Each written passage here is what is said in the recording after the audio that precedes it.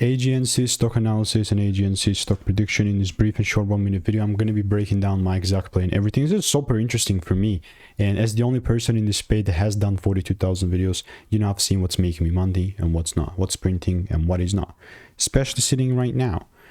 Look at the before. Boom, this is the before. It was a 2-hour chart. It's a 2-hour chart now, bro. Such a beauty.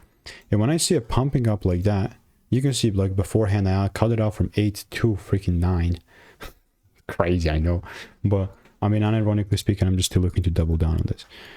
So if it does pull down to 9.13, it gives me the shift, then you bet I'm gonna look to take it further up.